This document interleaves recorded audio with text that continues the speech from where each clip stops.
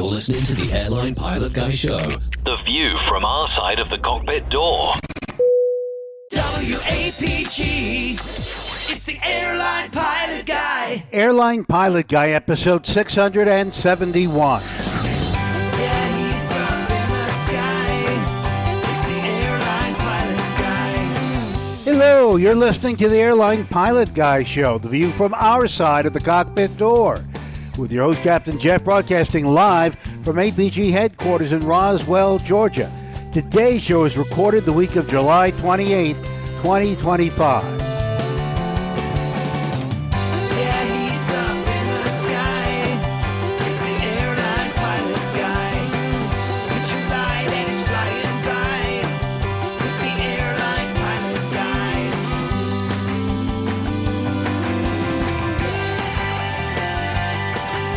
In today's episode, 2 commercial flights make dramatic moves to avoid mid-air collisions in 2 incidents.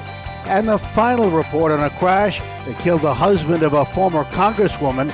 The plane was overloaded with moose meat. Also ahead, more news and your feedback. So get all settled in. Tray tables and seat backs in the upright and locked positions. Electronic devices powered on. Flight 671 is ready for pushback. Ooh, you gotta love that moose meat.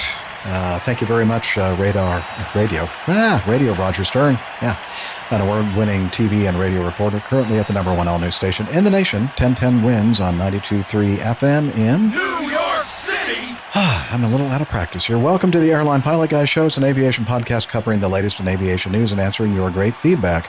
I'm Captain Jeff, a former U.S. Air Force pilot and retired Delta Airlines captain, and just back from a 3-week sojourn, I guess, in the RVS. We'll tell you about that in Getting to Know Us. And joining me from her lakeside studio in South, Doctor, skydiver, marathon runner, IPA connoisseur, and commercial multi-engine instrument-rated backstabbing jumper dumper, and we mean that in the nicest way, Dr. Steph. Hey, Captain Jeff. Happy Sunday. Actually, I would be performing some jumper-dumper duties today, but the weather not cooperating for those types of activities, so instead, I am fortunate enough to be here with you all this afternoon. Looking forward to a great show. Yeah, well, you know, the pleasure is all ours. Thank you for joining us today, and thank you, weather gods, for making it so she couldn't dump her jumpers today. Also joining us from his studio, in Hartford, Hereford, and Hampshire. Retired professional dog photographer, former RAF fighter pilot, retired Airbus A330, A340, captain for Virgin Atlantic Airways. It's Captain Nick. Everything happened in the past, didn't it? APG 671, that number should remind you of a flight in 1992. Flight 671. It was a Transair Cargo Boeing 707 over France. And surprising everyone, the number 3 engine fell off. As the engine departed its position on the wing, it took the number 4 engine along with it. Now, amazingly, missing 2 engines now. The Swedish captain, we like the Swedish, landed the aircraft successfully at a nearby airbase, Istres-les-Tubes, with the right wing on fire. They did fall off the runway, but they all got away with it and did very well, I thought. Good show number. Yeah. They all did. I don't remember that at all, but that sounds pretty incredible. It didn't come right to mind there, Steph? When you were 10 years old or when whatever I was 10 years old? Yeah. No, don't recall. Sorry. Thank you very much, sir. Good to see you. We've missed you. And I guess we'll be catching up with what you've been up to as well these last couple of weeks. All right. And also joining us from the North Woods of the Atlanta suburbs, that's easier for me to say, not a race car driver, chef, and a commercial multi-engine instrument-rated pilot with an interest in anything with enough horsepower to kill him. It's AJ Schramm. Hey, Jeff. Hey, everybody. Good to see some of you again so soon, and some of you it's been a while. But, glad to be here. Glad I made it back alive from Wisconsin. Yeah, just barely, as he was riding with me in the RVS. All right. We'll go on to the last but not least, our producer from our studio in Toronto, Ontario, Canada, retired financier and aviation enthusiast, spreadsheet master, and our producer. It's the lovely Liz Piper. Hi, everyone. It's been so long since we had a show, it seems. It seems like forever. I know. I've missed everyone. Glad to be back with everybody. It's great. Now, Great to be Jeff, back. iHall Yeah. Boxes, you've got your recorder on, right? Yeah, he's just I do. checking. Yeah. Okay. Thank you, iHall. Yeah. All right. Just checking. All right, everybody. Have a great show. Thanks, Liz. We'll hear you in our ears, and we're going to go ahead and do some aviation news.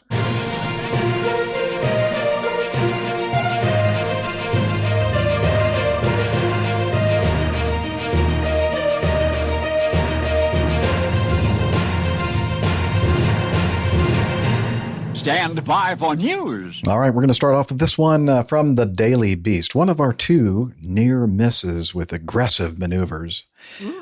Just a little teaser here. The second one, really not very aggressive. Okay.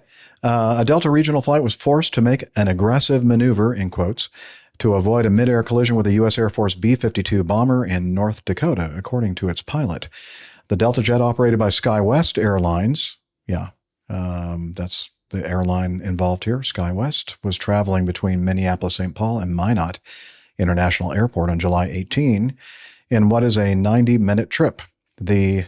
Wow, is it that far? Huh. The near miss is the latest mishap months after a military helicopter crashed into a passenger plane near Ronald Reagan Washington National Airport, killing 67. SkyWest told the Daily Beast that SkyWest Flight 3788, operating as a Delta connection from Minneapolis to Minot, had been cleared to approach the airport when it performed a go-around after another aircraft became visible in their flight path. The flight landed safely, and SkyWest is investigating the incident. Details of the near miss were captured after the pilot explained the incident to passengers upon landing. And we just so happened to have the Instagram video recording of said explanation to the passengers from the captain of the SkyWest jet. If you'll pop that up there into the stage, Liz. Yes, sir. For those of you on the right-hand side, you probably saw the airplane kind of sort of coming at us. Nobody told us about it, and so we continued, and air traffic. There's no radar here, so the tower is controlled, the tower does everything visually, and so they said report about 6 miles from the airport. So we did that. I think he realized that the spacing wasn't going to work, and he said turn right.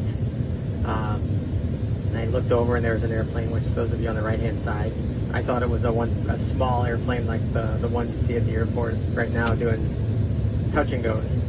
And he said turn right. I said there's an airplane over there, and he says turn left. And then by the time we read back to clearance, looked over and saw the airplane that was kind of coming on a converging course with us. And so given his speed, it was a military, I don't know how fast they were going, but they were a lot faster than us. I felt it was the safest thing to do to turn behind it. So sorry about the aggressive maneuver. It caught me by surprise. This is not normal at all. I don't know why they didn't give us a heads up, because the Air Force Base does have radar, and nobody said, hey, there's also a B-52 in the pattern. You know, long story short, it was not fun, but I do apologize for it, and thank you for understanding. It was kind of not a fun day at work today. So have a nice evening, and I'm glad you're here. It was big old airplane, B-52. Apparently, I thought it was in this article, but maybe it was another one I was looking at. The B-52 was participating in a flyby of some event at a stadium in nearby, and they neglected to inform the SkyWest flight that B-52 might be kind of flying close to them. I don't think the B-52 pilot was warned of the SkyWest traffic either. So yeah, a little bit of miscommunication here. What do you think?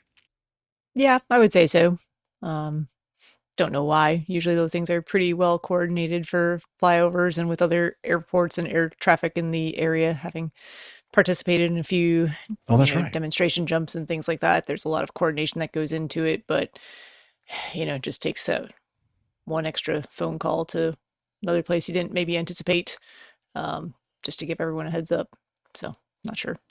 Yeah, I don't know if part of the problem may have been that some of the coordination may have been with the military base, Minot Air Force Base controller not talking to the the FAA. Actually, they said the tower people there were not actually FAA people, but contract workers. Right. So I don't know if that's a possible issue or whatever. Even contract towers are still FAA certified. Yeah, they're certified. It's an FAA right. program. Right. They're just not as good. No, I'm just kidding. No, it just sounds like for some reason they were not involved in that chain of communication, and it sounds like they should have been. I'm not sure. Yeah, it does. Well, it does. I think this is also one of those news stories that it seems the entire source of all of their information, in quotes, came from an Instagram post. And what's wrong with that? Yeah. What are you implying? I mean, that's where all the good news comes from, I guess. Well, That's why. I'm straight, with you. straight from the I'm with pilot's you, mouth. I'm with you, AJ. I wonder if this would even have been a story if he just kept his mouth shut. Oh. I mean, did he really need to make a PA, and not just a PA, a long, rambling, oh, it's not my fault PA, that kind of confused the devil out of me. I've no idea what the passengers thought, except for the fact that he said an airplane sort of coming at us. That must have given them an enormous amount of confidence in what was going on around. And the tower, it doesn't have radar. It does everything visually. And it was supposed to be there on the right-hand side. And I thought it was a small airplane, but it was a B-52. I'm just going, oh, man, talk about digging a hole. And he said he based one of his decisions on the speed of the airplane, even though he didn't know what it was.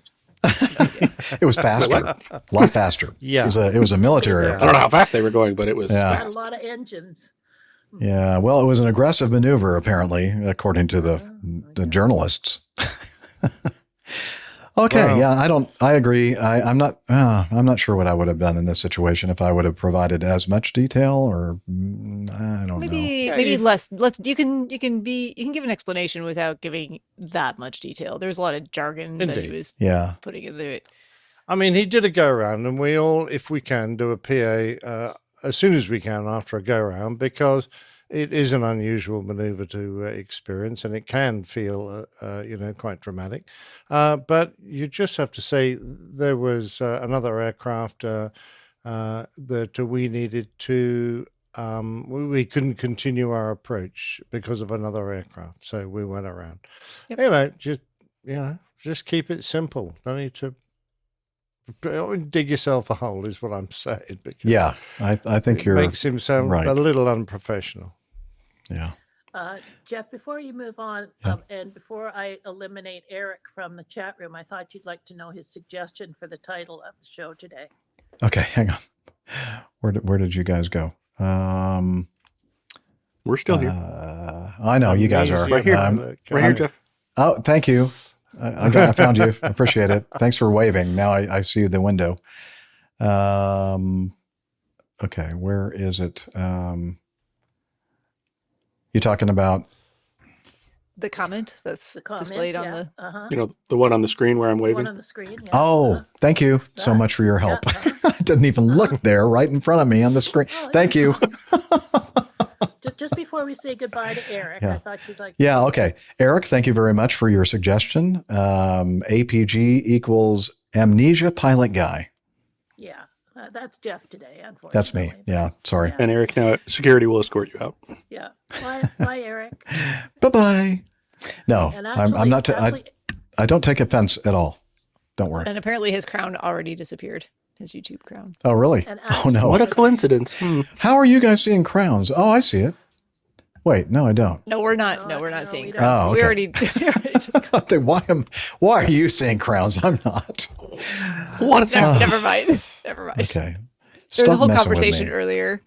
Yeah, which I know. I heard the conversation, but and I kind of thought it was something that I could not see because you have to be on YouTube to see it, right? Correct. Okay. And then all of a sudden you're talking about seeing it. I'm going, we're on what the YouTube. hell? Well, we're on StreamYard and we see the YouTube comments, but that's about as much as we get. Oh, this is really fascinating entertainment, I think, isn't it? Moving on. Yeah. Oh, moving yeah, on. I'm enjoying it. All right. Well, speaking of just aggressive maneuvers and near midairs, near tragedies. This one here, from the Huffington Post or the HuffPost.com. Southwest Airlines flight headed to Las Vegas takes dramatic plunge in response to nearby aircraft. And no, it's a dramatic plunge. Southwest Airlines Boeing 737-700 registration November 249 Whiskey November performing flight 1496 from Burbank to Las Vegas was climbing through about 14,100 feet out of Burbank, about 11 nautical miles north of Burbank. A lot of Burbank in that sentence. A military Hawker Hunter MK-58 registration November 335 Alpha X-ray from El Paso, Texas to Point Mugu in California was descending through 14,500 feet. Okay, so one's climbing through about 14.1, one's descending through 14.5. Okay, they're vertically getting kind of close. When the vertical separation reduced to about 350 feet, horizontal separation about 4 nautical miles. When both aircraft received TCAS resolution advisories prompting the Hunter to climb and the Boeing to descend at about 12:03 local time. The Hunter climbed about 100 feet in response to the resolution advisory. The Boeing descended about 500 feet before resuming the climb. Both aircraft continued to their destinations for landings without further incident. 2 flight attendants on board of the Boeing 737-700 received minor injuries. Okay, well, I guess if they received injuries, then maybe it was aggressive, the maneuver. The FAA reported Southwest Airlines Flight 1496 responded to an onboard alert, an RA, resolution advisory, that another aircraft was in the vicinity. The FAA is investigating. Passengers reported they were lifted out of their seats and onto flight attendants, causing injuries to flight attendants. To 2 flight attendants. Yep. One more time? Okay. Yeah, so it says, I'm just reading it, lifted out of their seats and onto flight attendants, causing injuries to 2 flight attendants. That's how I explained it that one time, There's some too. friendly Southwest flight attendants. Yeah.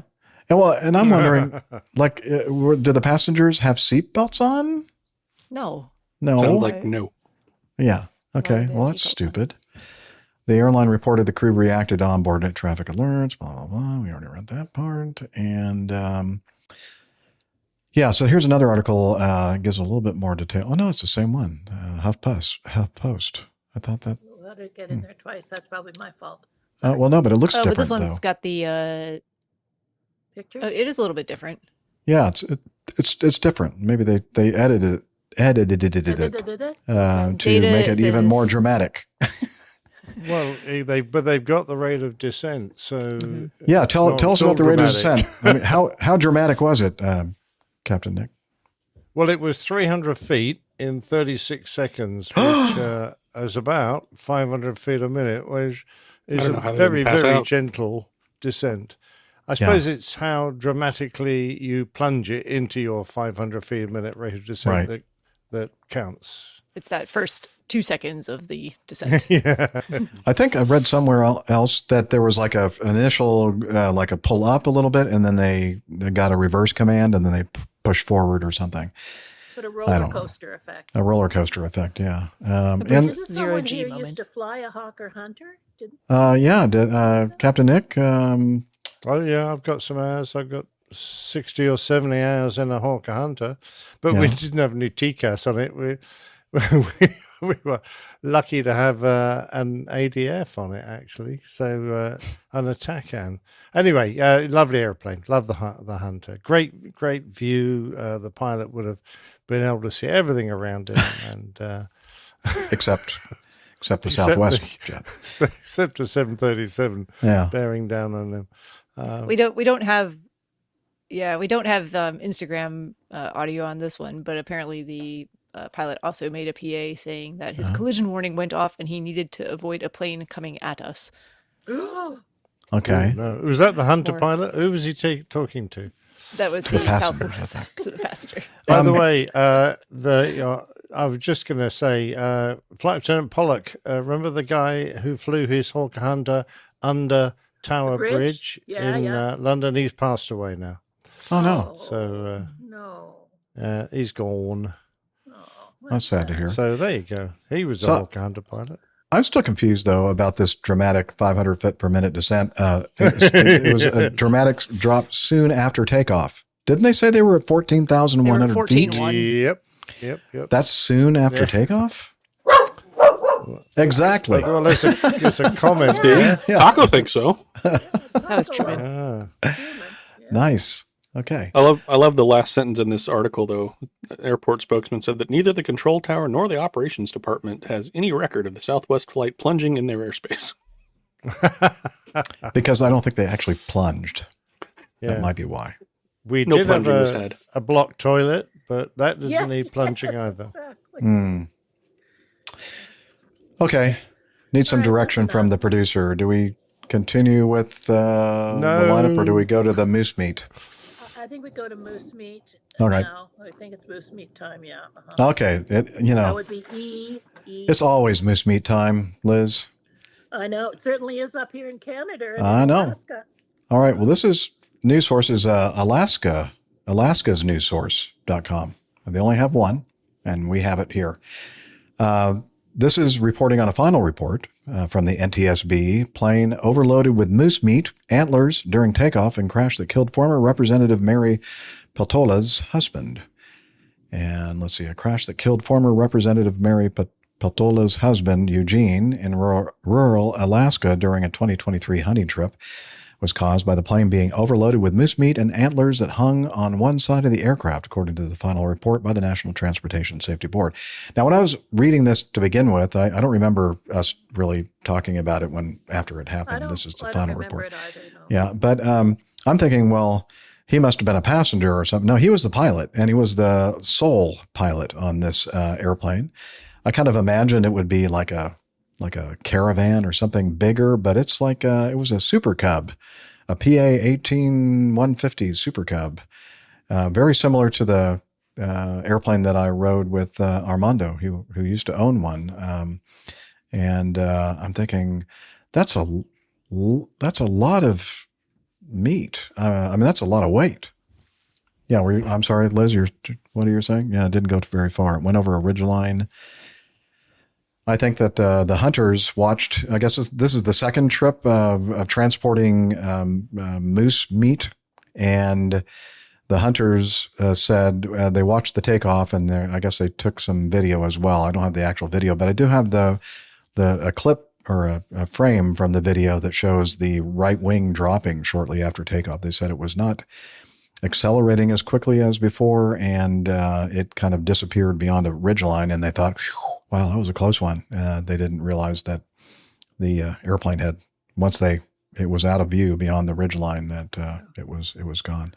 Micah has a comment here, Jen. Yeah. Okay. Main man Micah, that's a lot of meat. That's what she said. Okay, very good. We hope so. Yeah. Did you show the picture already of the antlers on the side of the aircraft? Oh, Liz, I put some extra, I forgot to tell you, put some extra slides in there. Now, did they have antlers on both sides, or were they like in Keynote, I think.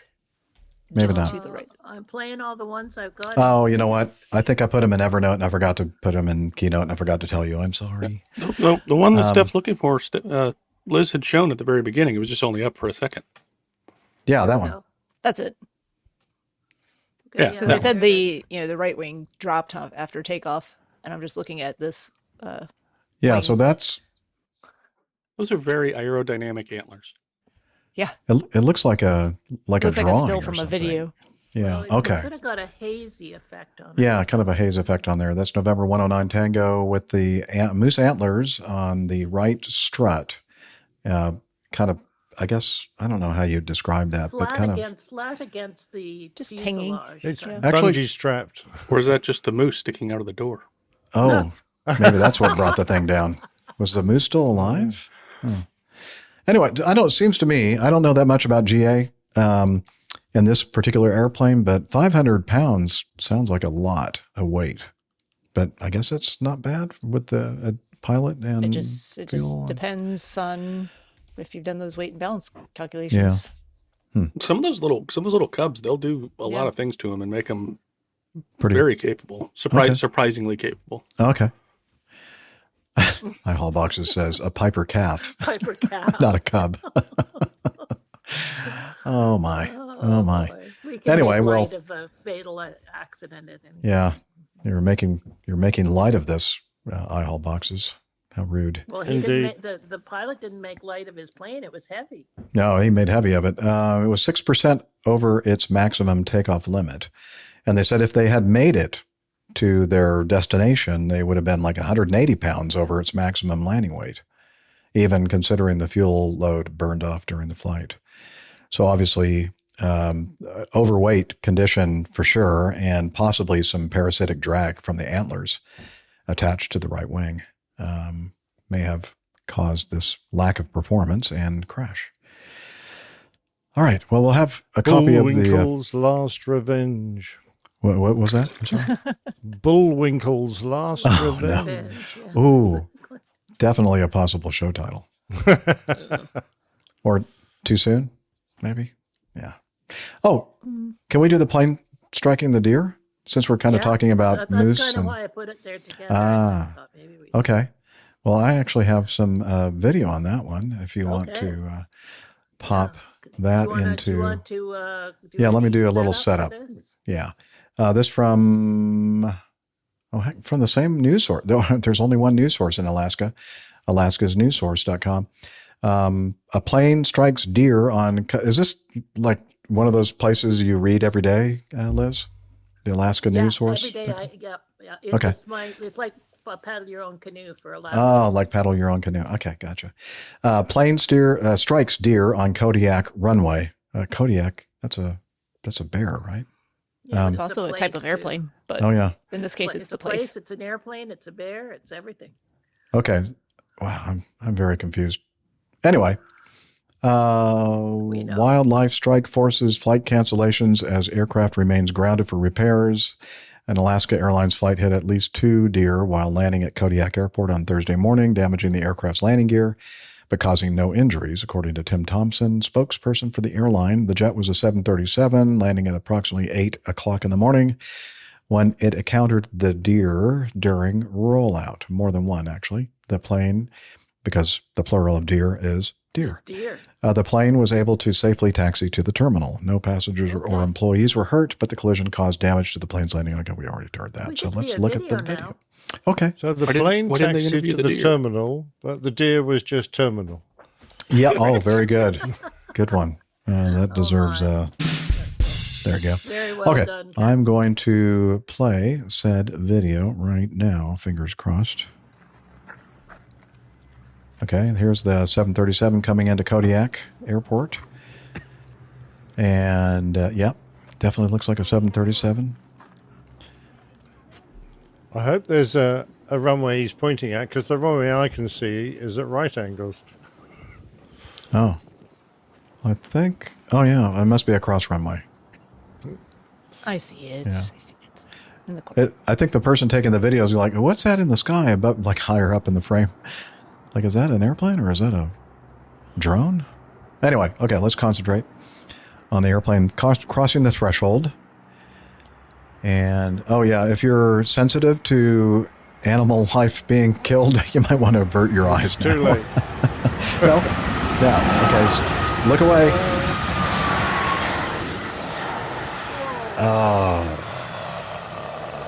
Yeah. Ow. Minced chopped venison. Yeah, some minced venison for sure. Okay.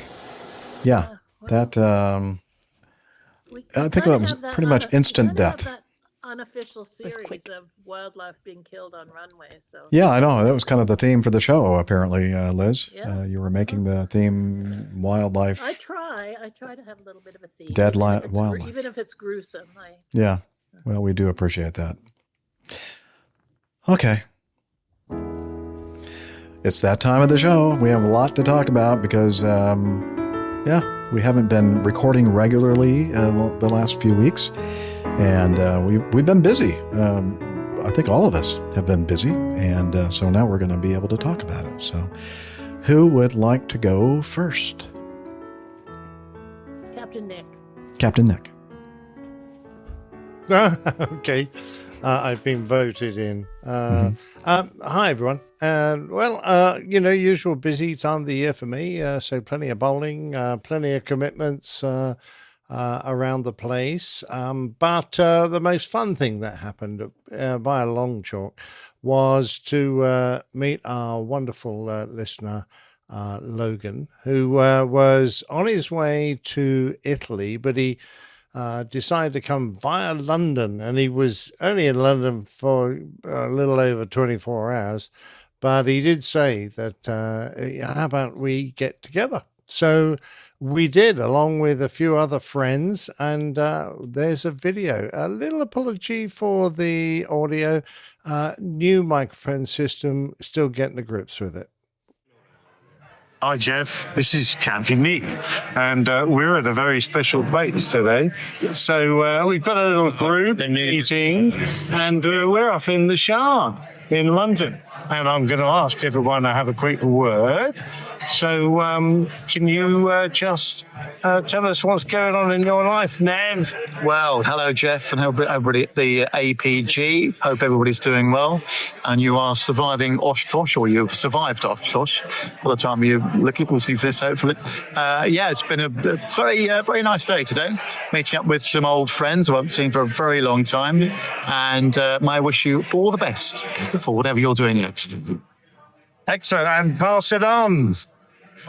Here's the man of the moment, Logan. Well, hello again. He's got his mouth full already. No. Can you believe that? Long time no see, Jeff. I am in London 24 hours later after seeing you. So, Rochelle and I just got here, a couple hours ago.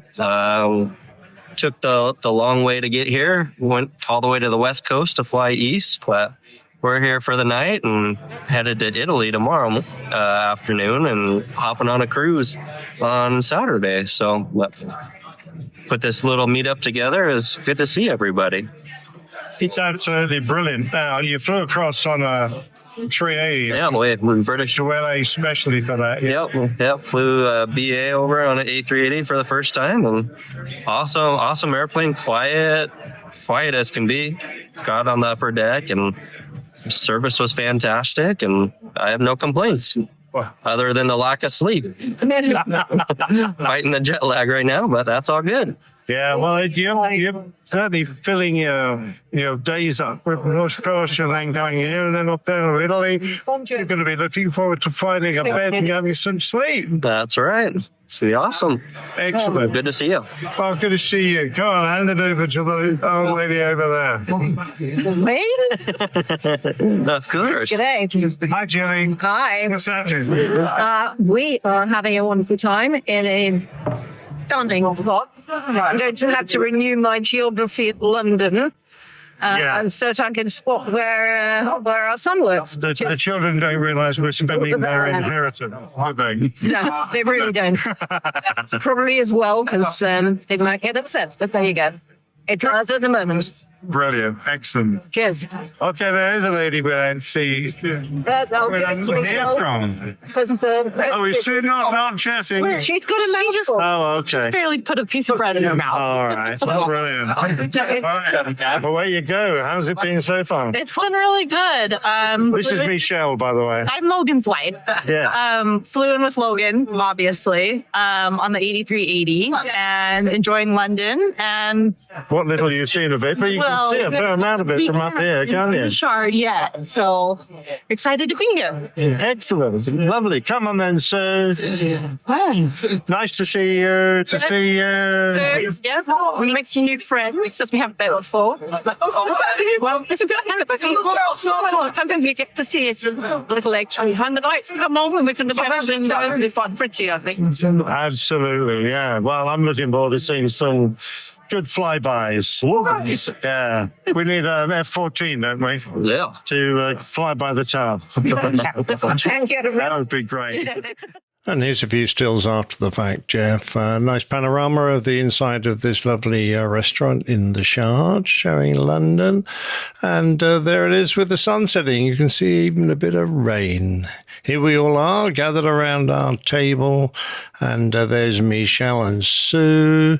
And the lovely Logans, whose idea this all was. Nev, who came to join us. my lovely wife, Jilly, and a few shots of London. There's St. Paul's Cathedral and the Great Tower of London. And that's it, really. Back to you in the studio, Jeff. Well, thank you. And the Seattle Sky Needle as well, I think. I just saw there in that last... Really? So I know my Or cities. what we like to call the post office tower. Logan is flying home from his cruise today as we speak. Oh, great. Oh, well. Yeah, so we got to hang out with... Yeah, we got to hang out with Logan at Oshkosh, and then I think he left on Wednesday. And like, where did Logan go? Oh, he's in London. Oh, okay. Yeah, he left before I arrived. So. Oh, did he? Did not see him. So on Tuesday. Yeah. Maybe Tuesday. Okay.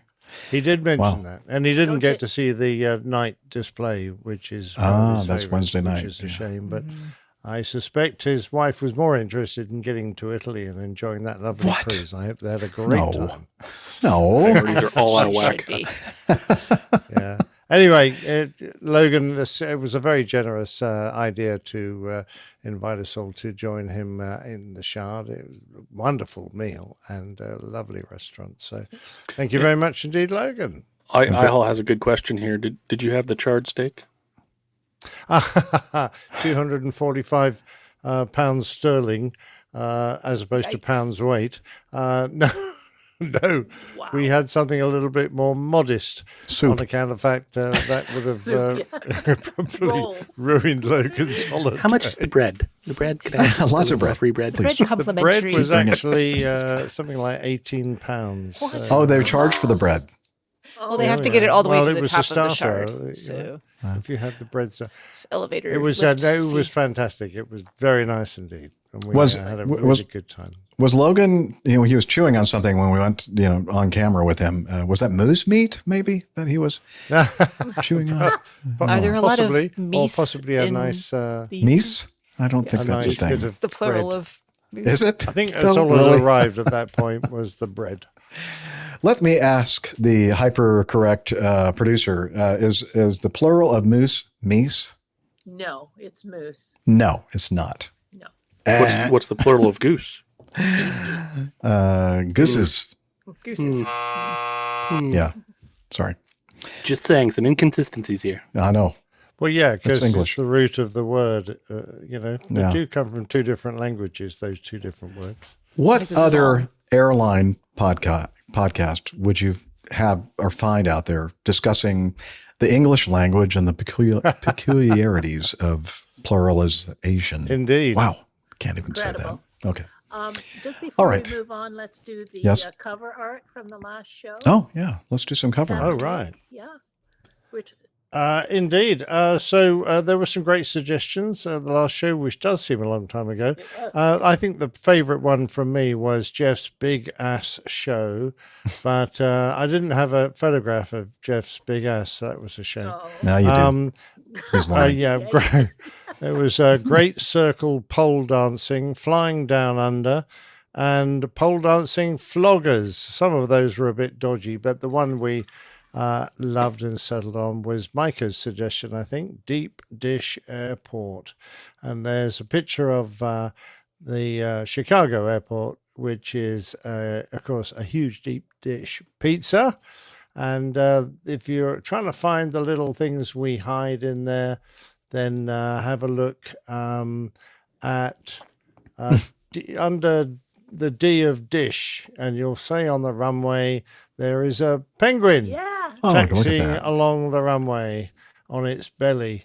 So presumably there was a bit of icing around because they do that, don't they? So our jackass is on his belly on the taxiway. Mm-hmm. And what else have we got? We've got the APG logo on the flag flying out off the terminal building. Nice. I didn't notice that. Just the numbers to find now. Where were the numbers? I don't know. I don't. Guess. You didn't find the numbers? Yeah. Go back to that that one. Now, have a look on the DE. Have a look on the E of deep. You hid them in there. And then have a look on the next E. There's a 7 in there in the crook of the, and then the 0 is in the P. Yeah, you Very didn't try clever. very hard. I saw that, but I couldn't figure out how they made numbers. Oh, well, they're just tilted over a bit. The 6 is on its side. The 7 is almost upside down. And the 0 is on its side. So, yeah. Numbers are hard. They are. Yeah. Letters are much easier. Captain Nick. Very nice. Thank you, sir. All right. Brilliant. All right. Off you go. And all right. Any news on the bowling? Did you already mention that? I don't recall. There's nothing special happening there, but I have had the builders in for the last couple of weeks. Oh yeah, tell us about that. Yeah, we've got redecorating a room there, and when they tried to take the paint off, the wall fell apart, so we had to have it replastered as well. So that's a bit of hassle. But more importantly, we've had some warm weather, and I decided that it was, rather than suffer, we'd have some air conditioning fitted. So now we've got most of the house air conditioned, so that's going to be very pleasant for the few days. But even in the winter it'll be good, because you can turn this thing upside down, and if it's not keeping you cold, it's warming you up. So I think that's very clever. So the part that's outside, do you have to turn upside down, or the part that's inside on the wall? I think you have to turn the whole house upside down. Oh, I think that's the way it works. You have to relocate it to the southern hemisphere. Yeah. You just rotate the globe is the easiest way of doing it. That way it doesn't upset the foundations of the house. But no, it's a split system. So you've got the big fan and the heat exchanger, air heat exchanger outside, and then they just feed the nice cool results into a fan unit inside. So I'm sure it's common in everyone's house who has air conditioning, or most people. Anyway, it's lovely. It's only been finished a couple of hours. I'm still playing with it. Oh, it's great. The AC in it? Okay. Thank you very much for the update. Appreciate that. Who's next? Let's see. Stephanie, I think. Dr. Steph. Stephanie. I know. Liz wrote my entire name in a text message the other day, and it just felt formal and weird. I know. No, I'm just kidding. We're going formal now. Yeah. Formal. So yeah, I know Captain Jeff and AJ are going to talk quite a bit about Oshkosh, but I did manage to sneak up there for a couple of days. I've kind of found that a midweek getaway from work on Wednesday and Thursday works out pretty well for my schedule. Doesn't give a lot of time to see all the things and even see everyone, since everyone kind of spreads out throughout the week now, but did get to see a few familiar faces. So in addition to Captain Jeff and AJ, I have a picture up there of me and Captain Al. As is required when attending an air show with Captain Al, you must have ice cream. I don't know, Al and I didn't seem to have difficulty consuming ours. Like, we didn't end up wearing our ice cream. You guys eat like really fast. I think that was me in the background, like literally trying to catch the ice cream with the napkins. It was fine, yeah. Yeah, well, I had like most of my mustache was covered in ice cream, and then all over my hands, everything else. RJ got some of it in his ear. It was a whole thing. Yeah, there was like ice cream everywhere, and I'm not really sure how that happens, but the ice cream was fantastic. Actually, I think we had 2 ice cream cones. Talent. While we wandered around Oshkosh. But yeah, going on Wednesday. Always enjoy seeing the night air show. I think that is definitely a highlight for me, so I can understand why Logan was a little bit bummed that he missed out on it. Fireworks are always spectacular, but honestly this year it was, just seeing everybody, seeing all the people. We had some good listener meetups throughout the day that kind of happened, especially on Thursday. And actually went for a run on Thursday morning with a friend of mine who lives here in my town as part of my run club. She was there. Her husband is a flight instructor, and they go every year for the whole week and do the whole camping thing. So we got a couple miles in together. It was quite warm, quite humid. Definitely summer in Wisconsin, but good time. I think that's all I have on Oshkosh, since I wasn't there very long. Then you came But home and did something. Yeah, then I came home because this occurred last year as well, and I think the year before, but there's a charity event in the Charlotte area called the 24 Hours of Booty. Funny name, good cause. Yeah. So, like that. Good, right, Jeff? Why weren't we invited? You can be. You have to leave Oshkosh a little bit early to get to it, but oh yeah, no. Essentially, it's we won't get into how the naming of the booty loop. Yeah, I came think to we've be. talked about it on We have previous but episodes. Yeah. we'll just know funny name, good cause, lots of fundraising going on to support those who have family members going through cancer journeys. So just ways to make their lives easier and provide some monetary support. So they've named the field basically at Queen's University where everyone sets up is called Bootyville now. This was the 24th year of the 24 hours of booty. So that was kind of a nice symmetry with the numbers. I know. It was very hot. It was approaching 100 degrees both days Fahrenheit, Friday and Saturday that I did this, and also very humid. I've had kind of this unspoken goal because they don't really, there's no expectation of going a certain amount of distance. The loop that you ride your bike on or walk or run is almost 3 miles through this very nice neighborhood of Charlotte. And they'll let you go the whole 24 hours. Most of it's closed off to traffic. So it's a nice protected space to kind of do some training. Last year I got in 100 miles on the bike and another 15, I think, of running, or 105 on the bike and 15 of running. So I was going to try and do 100 on the bike again this year and 15 or 16 running. It was so hot I had to stop like every 2 loops for, you can see on the picture on the screen there, that orange towel around my neck is kind of a cooling towel. So I grab ice, dunk my towel, ice like in all my pockets. And by the time I got back around 2 loops, which was only 6 miles, everything was like bone dry again and all the ice was gone. So only got 84 miles on the bike, but it was still a good effort, I thought. And 16 miles of running. So, and some money raised for charity. So an even 100. Yeah. An even 100. Very nice. So, yeah, cool. Until next year on the booty loop. Okay. That's it for. Just not going to say it. No, I know. I'm just gonna let that go. But I think that's it for me. We're enjoying a nice, cool day today. Not 100 degrees anymore. So I've actually got. It's funny. Captain Nick has his air conditioning turned on. I have mine turned off. Windows open, fans on. Oh wow. Gonna enjoy it while it lasts. It's only 71 here in Roswell. It's supposed to rain again. Warmer here in Toronto. Too. Yeah. Yeah. It has been. I woke up to rain, like steady, moderate rain this morning. That keeps things cool. Indeed. Okay. Somebody help me, Jeff like or by AJ? talking, Jeff or AJ? so I don't have to. Which one? AJ. AJ. Okay. Oh, you know what?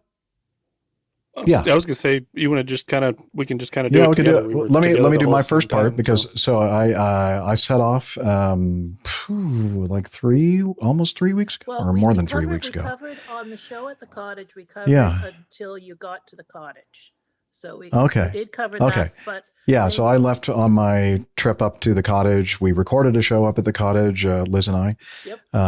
And it was wonderful and spent just shy of a week, I guess, there. 5 days, something like that. Yep. Had a great time. Here's Jeff showing off his legs here.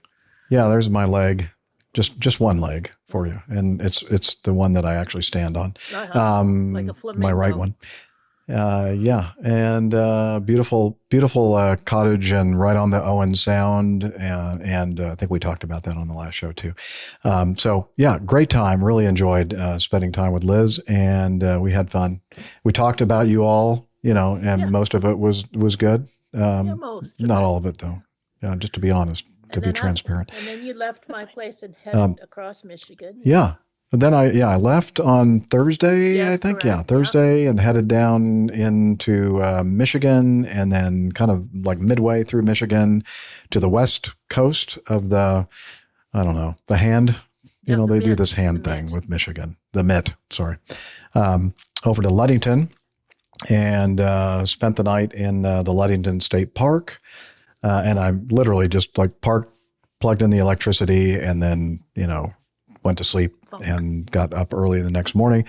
And then when I showed up to the SS Badger, the car ferry that was built in, I think, in the 50s, the last active coal-fired steam ship. Yeah. That's for AJ. SS And, Badger. It's the SS Badger. It's a boat. Yeah, the SS Badger. Anyway, pulling up, I was in line after having a nice little breakfast at Becky's Diner or something like that. And I look at the sign, and the sign says, something about overnight parking. And I went, huh? overnight park. I mean, I could have just like parked here and didn't have to go all the way up to the state park and go through all that hassle. Yeah. So now I know. Now you Next know. time I do the car ferry from Ludington, Michigan, over straight across the lake to Manitowoc, Wisconsin. And there's a couple of pictures here we're going through of the side of the ship. I think it was the port side. And it was gorgeous weather, gorgeous day. Wasn't too cold, wasn't too hot. That's the front deck of the ship, I guess you call that. Right behind me is the bow. You did take a video you could put in the show. Oh yeah, I did take a video and I forgot to put it in there. Yeah. Oh well. Put it in the show notes. Yeah, I'll put that in the show notes, maybe, if I remember. Okay. Anyway, so it was a great trip, 4 hours long, and made it over to Manitowoc around noonish, or maybe a little bit before that. And drove actually, I didn't drive the RVS onto the ship or off of it because they don't let you do that. They have their people that do that. Valet service? And valet service. And then drove from there to Oshkosh and got to check into Camp Scholler for my enhanced site parking, which means electrical and water. Just go ahead and show your slides now? Yeah, just start showing some slides and that'll remind me. Oh, okay. So there's AJ and I. Skipping way ahead. Pardon? I said skipping way ahead. Skipping way ahead. Yeah, what day was that? That was probably Tuesday? Wednesday or Thursday or Tuesday. I don't know. No, because Steph wasn't there yet. So it was either Monday or Tuesday. Okay, early on in the week. We visited the beer coffin. Yes, you heard me right. There we go. It's an open coffin, can be anyway, full of beer. Let's say a little short prayer or a couple seconds of silence. Okay. You put one in, you take one out. Yes. Got it. Yeah. Yeah. There's beer from all over the world, Neat. and it's kind of a myth, a legend around Oshkosh. It's it's kind of a if you know kind of thing. There's no signs. There's no, someone has to take you there to find this thing, and it's just buried out in the tent camping of Scholler in the woods. Posted outside for security, I guess, were some Albanian men. We don't want to talk about that. That's all we can say. I am supposed to pass along a message to you later from the Albanians. Oh, okay. And yeah, you kind of avert your eyes a little bit. You don't talk too much to them. And I think that was the most interesting thing, I think, of the beer coffin visit, in my opinion. The security? Okay. Yeah, the security team. Next slide. Yeah, next slide. Oh, this actually happened on Saturday night at the PICS Garage Bar. And a couple of listeners to the show, right as we were leaving or right before we left, they came by and said, "Hey, we love your show." Actually, the guy listens. The wife knows of it because he probably forces her to listen when she's in the car or something. But anyway, so it was nice meeting them. And that night we were out with a couple other fans as well that evening. It was Greg and who else was there? Oh yeah.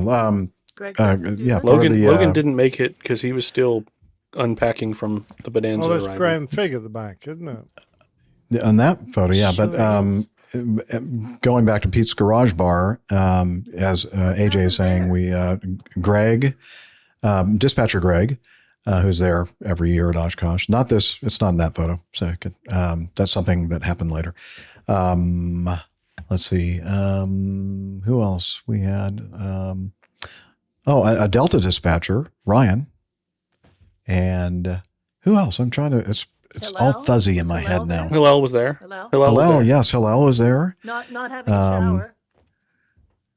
No, he was out of the shower. Out of the shower. Yeah, that's true. Yeah, he had a shower, thankfully, before he arrived. Anyway, the most interesting thing about that night was AJ. He wasn't finished. He's a late night kind of guy, and not an early morning person at all. Trust me. And so he decides he's not finished. He wants to stay up, and I'm tired. I want to go back to the campground. And so that left. Some new friends of mine, Josh and his dad, Keith, I think. part of the Comanche Town folks. They have a Comanche, very nice little airplane. We decided, nah, we're tired. We're going to go back to the camp. So we shared an Uber, and we got close to the gate or the campground gate or whatever, and everything. The sky just opened up, and it was raining really, really hard. And they don't let the Uber drivers, the vehicles, into the campground. And I'm going, oh, this is going to be interesting. I don't think I had a umbrella, and it really wouldn't have mattered if I did or not, because just the rain was going sideways. How long was it for you? That was a long walk, Liz. I started walking and just immediately was drenched. I mean, soaking wet. And then about halfway between the guard shack and the road on which my campsite's located, a guy in a pickup truck pulls up. He rolls down the window. Would you like a ride? I'm like, yes, please. Yes. I think I was crying at that point. So he let me come into his, I think I must have soaked everything inside his pickup truck. But anyway, he gave me a ride the rest of the trip. At least you said thank you. I did say thank you. And so that was fun. And let's see what else. Because I was just assuming that the van service guy that AJ knows was going to be able to pick us up, but then I learned that he stops. What's the moral of that story, Jeff? I can tell you the moral of the story. Okay, go ahead. Stay with AJ and keep drinking. See? Nick gets it. I told him, I said, if you're going to go out with me, you got to stick it through to the end. You can't quit halfway. You know what happens if you don't. I didn't get a drop of rain on me. I made some assumptions. I made some bad assumptions. He was wet on the inside. That was all. Yeah. Anyway, so that was Saturday night. Steffi arrived at some point here. Steffi arrived on Tuesday, and there she is. Wednesday. And we were Tuesday night, but Wednesday. Yeah, Graham. That was Wednesday. Graham Fig in the background there. He's the Gulfstream 4, I think, pilot. And turns out we have a mutual friend. So that was a fun conversation. Yeah. Oh, that's right. Yeah. You know a guy that knows a guy. And these two, Pete, and on the left there, and his brother, I forgot what his name was. And there was another brother, also that we never saw. I think he's an airline pilot, a 737 pilot. And that's probably why, because he knew better than to kind of hang out with us. But anyway, so that was in front of one of the food trucks in front of hangar B or something like that. Yeah. Hangar B. Yeah. I'm sorry. What, Liz? These are the Australian guys. Yeah, they're from Australia. Yeah, I'm sorry. I forgot to mention that part. That's the important thing. They're from Australia. And the one standing next to me is a runner, so we had quite a bit of chat. Nice. He was late joining because he was picking up his packet for the 5K on Saturday. Ah, okay. But he did join us. But the other brother, the airline pilot, didn't. But oh well. Anyway, so it was nice seeing them. Nice to meet you, Pete, and your brother. Another fan that you hooked up with. Oh yeah, look at this fan. This is the guy that brought the box of Funyuns to the Charlotte meetup in April of. Errol, yeah, I'm sorry. I thought you were correcting me. No. That's Errol. Yernigan or something like that. I can't. His last name is. Just call him Errol. Starts with a Y. Errol. And we were going to try to meet up with each other, but we just kept missing each other. So sorry, Errol. Maybe next time. But look at that. He's very, very well dressed in his APG or Fly Acme Airlines logoed T-shirt, and he's holding up a sign that says "Bravo Echo Echo Romeo." Runway 36, and of course that stands for beer. So nice. And then we skip forward to Saturday. Skip forward to Saturday, the second Jeff's Saturday. Favorite part of Oshkosh. Oh yeah, that was fun. And you tell us about that, AJ. You know more about it than I do. I don't know if that's a true statement. I was wise enough not to get on the stage. So yeah, I know. I invited you and RJ to join me, but they both declined. As did the hosts. Even when we got there, they're like, "Sure, you don't want to get me?" We're good. What was the purpose of this whole thing? So yeah, there was an aviation podcasters Q&A symposium.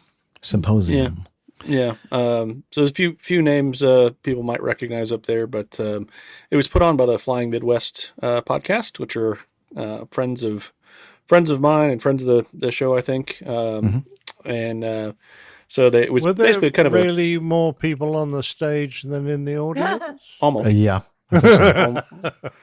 So RJ and myself and Captain Al sat at the back and helped Jeff with some, cues and things. And I felt bad.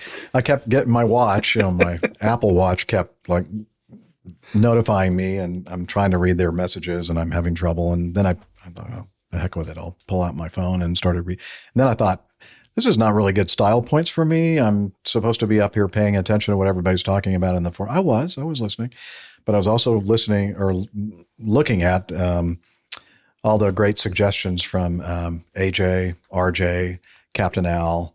We did advise him that a poker career was not in his future. Because what? I was like... The faces that were happening were facial expressions. Oh, I was sitting next to the guy on my left, stage right, was Jason Miller of the Finer Points. I think it's like the longest running aviation podcast ever. I think he started in 2005. Wow. Right there, he's taking the microphone and trying to hit me in the head with it. That's what we're seeing right there. There was some brief violence. Yeah, a little bit of brief violence. The guy next to him, on his left is guy that does like Taking Off, a video thing, Dan Milliken.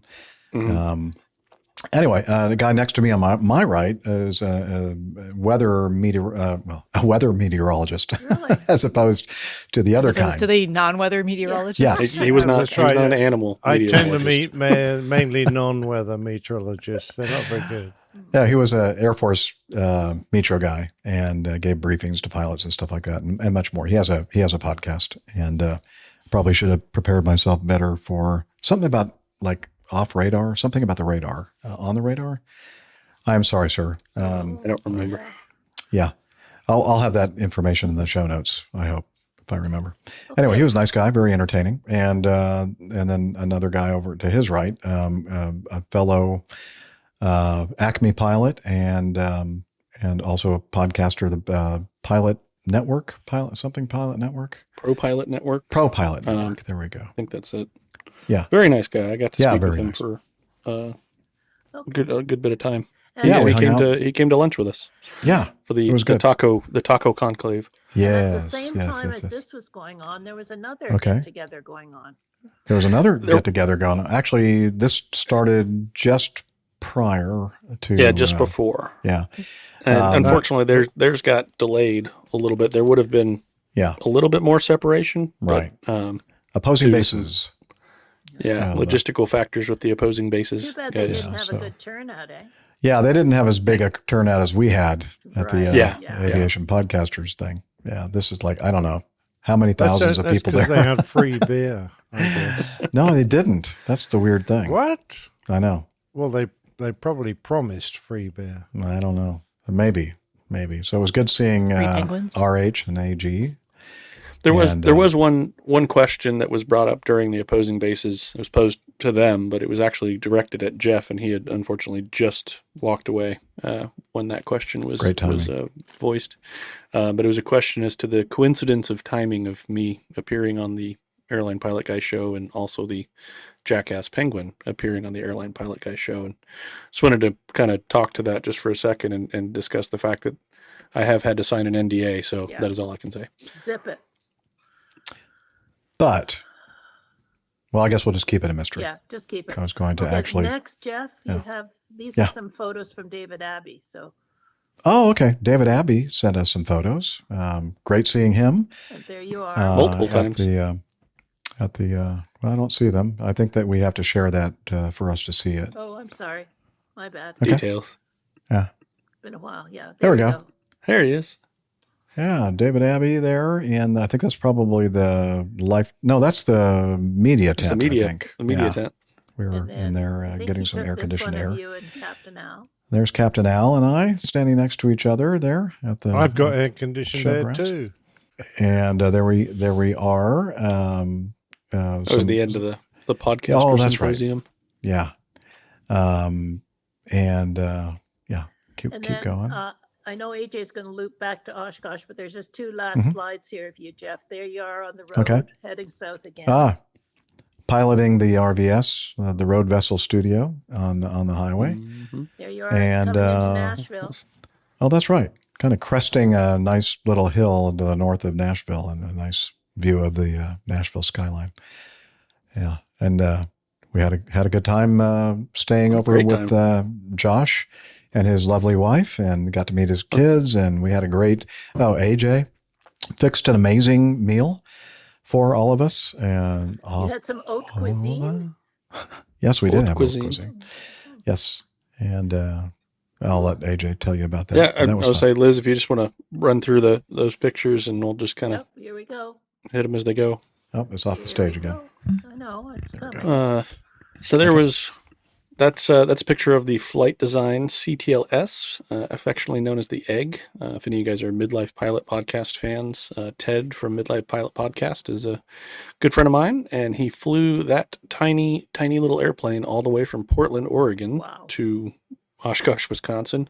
But he's been to Oshkosh before, but he's never had a chance to do the arrival. So he had messaged me, and we kind of did some logistical figuring out, and it worked out that I was able to jump in with him and kind of ride shotgun with him through the arrival. We did have a little snafu during the ground portion of our Oshkosh arrival, in that he wanted to park in the ultralight camping area. But generally speaking, the ultralights land on the ultralight runway, which is secluded from the, real airplane runway. I guess not real airplane, but the big runway. And so there's not really a way to get there from there. And so we had a sign up that says ultralights, but it's one of those, they didn't really recognize it as an official location. So we held up this ultralight sign, and they sent us to show center. So the picture that's showing right now is us stopped at the entrance to Boeing Plaza with the Boeing building in the background. And I looked at Ted and I said, "We're not supposed to be here." And so we shut the engine off, and the ground guy comes over. He goes, "Oh, which booth?" And I said, "Oh no, we don't need a booth. We'll take a table." He didn't think that was very funny. And he said, "And you're not supposed to be here." He goes, "You're not supposed to be here." I said, "Yeah, we know." So the funniest thing, as soon as we got turned around and we're taxiing down back south, the direction we needed to go, my phone buzzes, and I get a couple of pictures that could only be described as being taken from the control tower of us parked at the entrance to Boeing Plaza. And I'm like, "Oh, well, everybody saw me. Great." Infamous. Yeah. So this was early on. This was Friday night, I believe. The first night we all got there. Oh, yeah. Yeah, this was dinner at the mine shaft. Yeah. I do like your T-shirt. Oh, thank you. I'm assuming you were talking about mine. Yes. So we got Hillel, Keith Vick, then Ted, and then Josh Vick, and then Jeff and myself having some pre-dinner drinks. And there's hanging out with the blender with Mr. Josh Vick. That's at Comanche Town. One of our best entertainment pieces during the week was we got a lot of rain this year, so the ground was very, very soft. So there's a picture of a King Air. Turns out we checked the ADSB data, and this airplane had come all the way from Nigeria to get stuck in the mud in Oshkosh, Wisconsin. Was it stolen? Yay. It's stolen. It looks quite stuck. It's hard to tell from the picture, but the main wheels, actually all three landing gear are up to the axles, sunk into the mud. And the air stair, the door, is almost touching the ground. I mean, we're talking about an inch from the ground. So that was there for about 20-ish hours. And they finally got 2 tractors and about 18 people. And they got the thing pushed out and moved it. And then we timed it. We figured out the time based on the timestamp on the photo evidence, that 2 hours and 18 minutes later, there was a Cirrus Vision jet stuck in exactly the same spot. They parked him right in the same place. Literally in the same wheel. Genius. We went, "What are you?" Parking. Yeah. Oh yeah. The portable toilet also looks kind of sunk into the ground there. That's Doctor Who. That's the title. There's Jeff coming over to visit at the Freedom Aviation Network booth, where I did some volunteering over the week. Really neat organization. If you have a chance to go check them out, Freedom Aviation Network. They do relocation services and flight services, basically for victims of survivors of human trafficking. So really, really cool organization. Got to work with them and meet them, some of them in person for the first time. Actually, go back one real quick, Liz. The gentleman in that photo, we'll see him again, but he is a Oshkosh air traffic controller, a veteran air traffic controller there. Got a good friend of mine, Bravo Kilo. Really awesome guy. May or may not be the ones who sent me pictures from the tower. Probably not. There's RJ. Me and a friend from Comanche Town were wandering through the Garmin tent for mostly for air conditioning, but to see a few cool things, and hooked up with RJ and I've spent got some a time. question. Were you Yes, sir? lost in the Garmin tent? Did you get lost in the Garmin tent? That's why you go there. They help you become not lost. Can you help me find, whatever.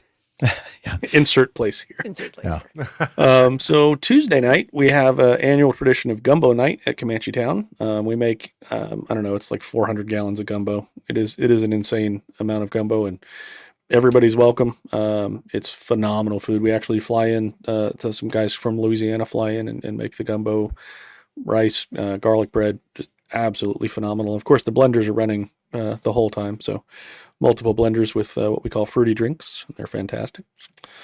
Now we're moving on to, this is the seaplane base. Got to go out to the seaplane base a couple of times, but especially for the Watermelon Social. And now we're back to, sorry, I did a terrible job of putting this in any sort of order. This is when RJ and I got the opportunity to go out and visit the FISC controllers on the arrival. So they have their little building and their little trailer, and it was really neat to see. We actually got to see a couple of airplanes come in and what they can see and how they reference things. How far away is that from the actual, like, Whitman Field? As the crow flies, probably about 3 or 4 miles, maybe. Okay, just curious. Yeah. Go back to the one with the, yeah. So this is a quiz question for any of you pilots. Anybody get the joke? It's kind of small on my, I have to make my screen bigger. I'll give you the thing he's holding in his hand is a rock, and it says good. Good rock. That's what they say. Because they say when they good tell rock. them to rock their wings. Good rock. Ah, okay. So they had a pilot came over and brought them that rock, and it has good printed on it, and he thought it was pretty funny. Now if we go back to the Watermelon Social here. Yep. That's as evidenced by the picture of the tickets that say bold print Watermelon Social. So they do this really amazing thing at Seaplane Base every Friday of Oshkosh. You have to go get your tickets really early because they sell out like within the first couple of days of the show. But if you manage to get your tickets, it's $20. You get a Seaplane Base mug, which is really cool. Oh, go back one, Liz, there. We're not quite to that one yet. You get a Seaplane Base mug that is, laser etched with the year and Seaplane Base, Oshkosh, blah, blah, blah. But that mug then becomes basically unlimited beer, and at least until they run out, which we actually drank them out of beer this year. And then you also get a barbecue dinner, and all that for $20. It's, I think, one of the best deals going. What a great deal. And then, so this is at Josh Vick's house. He was gracious enough. We had a couple stops along the way. We stopped in Milwaukee, had some of the best Indian food I've ever had in my life. And I've never thought, really good Indo-Chinese food. Let's go to Milwaukee. Never crossed my mind, but I think Jeff it was crazy. Concur on that. It was phenomenal. Yes. And then had another stopover. Just kind of we broke the trip up into short stints, no stressful days, and it was really, really nice. Had another stopover in Indianapolis, and then the next kind of distance that worked out was Nashville. And I'd been texting Josh. He left a few days before we did to avoid some weather coming out of Oshkosh, and he invited us to come stay. And so I said, well, if you're going to let us stay, I'll make you dinner. So I made a steak au pois with a couple of different types of steak and some potatoes and broccoli. It ended up being really good. And then for those of you that are Coffee Fund listeners, we did probably the longest crew log that we've ever done, or that's ever been done. Hour and 10 minutes or something like that. But had just I had just an absolute blast hanging out with Josh and talking about everything airplanes and just all the things. And then I think is this the last slide, Liz? Nope, there are 2 more after this. Oh, go to those 2 first then, I think. Oh, yeah, there's the picture of the egg being directed into Boeing maybe Plaza. the tower area? From, possibly. Possibly. Very, very tall ladder. Look at that. There's my nice pasty white leg sticking out of the side of the airplane there. It looks like a sperm. Been a theme for pictures. He's legs in pictures, and yeah. Instead of calling it the egg, Looks we're like going a to call it sperm. the sperm. Okay. Yeah. Okay. Well, I'll tell Ted about that and see. Okay. But and then this past Thursday, one of my constraints that I had to be home before Thursday because this Thursday was my oldest daughter's 16th birthday. So she Is this the glider? 16. Is this the glider daughter? This is my glider pilot daughter. Yes. Yep. So yeah, she could Very cool. feasibly, as soon as she's ready, she is legally of age to get her license in a glider, and she can take people for glider rides. That's great. Great. Well done, all you guys. Yeah, it's been awesome. Good job. kind of a crazy 2 weeks. Good Oh, job. it's been a, yeah. Looks like it was an Very absolute blast. It was. Yeah. The So The best Oshkosh I've had by far. it's my most enjoyable as well so far, believe it or not. Okay. And no offense to the people that have spent with in the past, but you need to come and join us again, Captain Nick. I mean, and Liz, because a lot of people said, "Where are they? Why aren't they here?" Mm-hmm. They really did. I'm not making that I up. was going to say it's one of those events I've where got to every go time you halfway go, around the world to get there, Well, but apart from Not that, quite they halfway. make these Yeah, things like- called airplanes. Nick, I don't know if you've heard of them. I They help don't make do the journey those a little bit anymore. easier. The way that it was cruise. the way that it was phrased, Nick, was, "Oh, you're here. Why couldn't we get Nick?" Yeah, So exactly. if that makes you feel any better. Exactly. That's not And I was just going to say it's one of those events where every year that you go, it should get better, right? Like you should have more Nick friends, and more I make experiences, Absolutely. more cardboard things. cutouts of ourselves, and we could take those. No, you need to be Brilliant. in person. Okay, so Jeff, you Okay. wanted to have a quick mention of the coffee fund. I think that's it. Yeah. Yeah. Let's do that. That means I should probably play the Coffee Fund music. Here we go.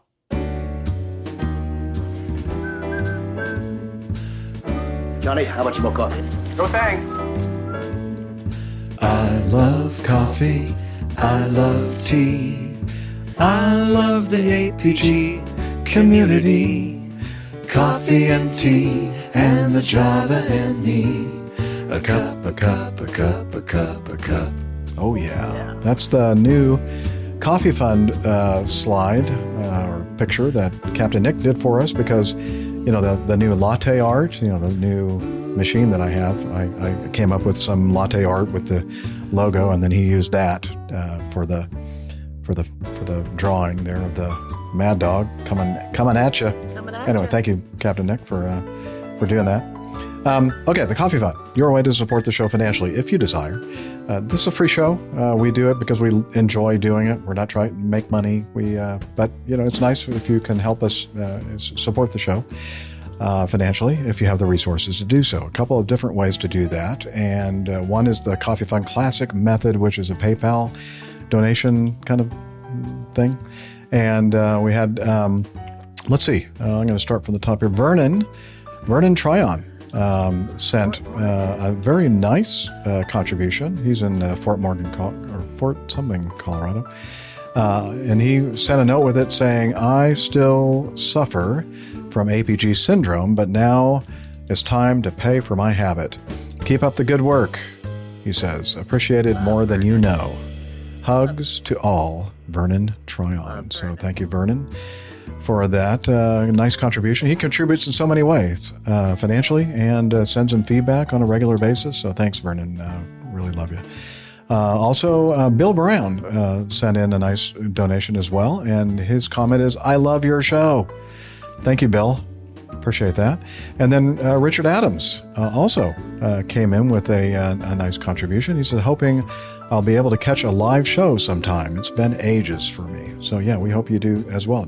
Is he here today? Is Richard there with us? No. Okay. Well, maybe someday. And for all of you, if you have a chance to come and join the live recording, I think you'll enjoy it.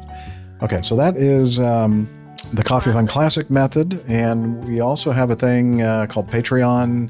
You can become a patron of the show. And we've been talking about this gentleman a lot. It's almost, like the TED show, the guy flying the flying sperm or the egg or whatever it is. He signed up as an executive producer.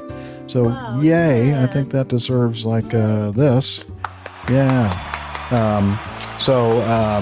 yeah, you can like specify a certain amount per episode, blah, blah, blah. You know, just check it out. We have a page on the website called Coffee Fund.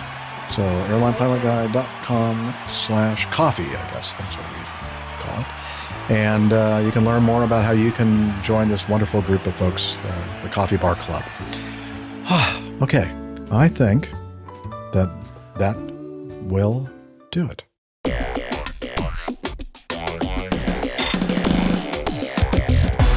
Captain, incoming message.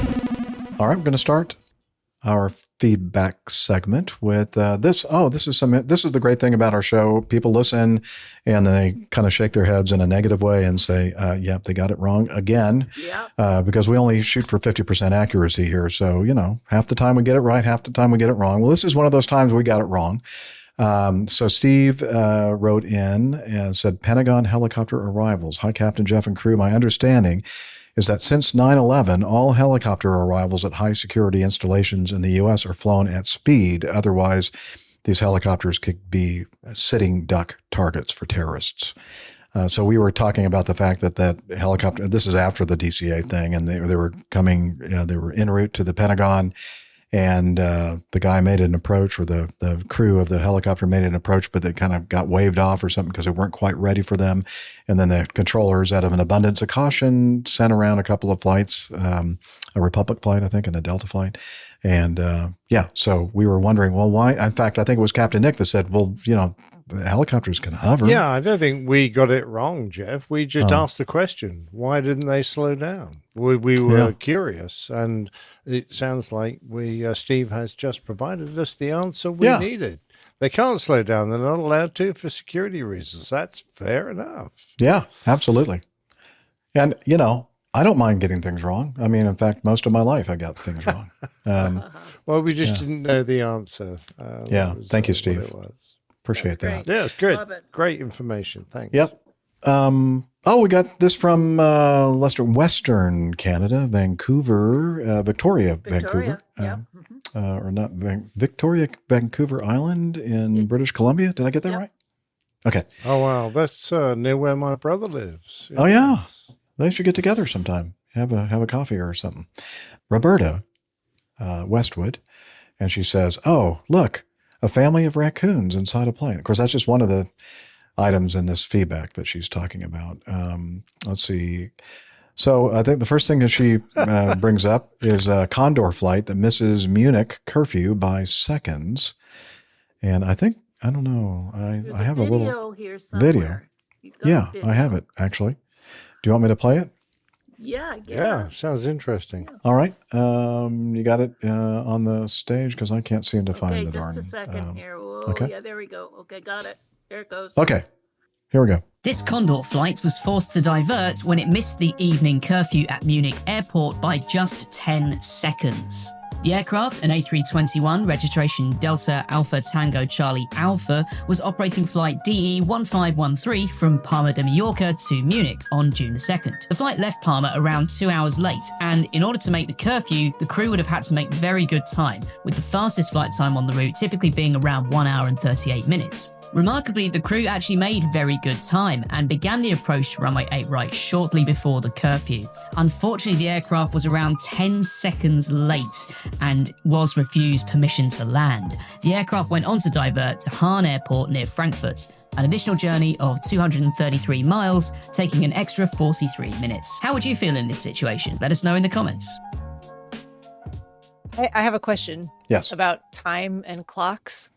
Mm-hmm. How do they know that 10 seconds was correct? I mean, we didn't mention it, but in Oshkosh we had we delved quite a bit into an atomic clock and whether time is really as it seems, or maybe it's just a construct. So time is a construct, and it doesn't matter which wall that clock is on. No, what are these 10 seconds even really? I can't imagine that's 100% accurate. That was the problem. Is they had Jeff's atomic clock on the wall in the cockpit. That's why they got it. Exactly it. See, they would have been fine, but no. So the reference to the atomic clock is I have an atomic clock on the wall in the dinette area of my RV, or the RVS, and it was about a minute or so off, because I think mechanically this thing has fallen off the wall. 45 Well, no, seconds. so that's the thing. That's It's the only very irony. noticeable because everybody's got their phones now, and we're like, wait, it's an ironic clock. That's not right.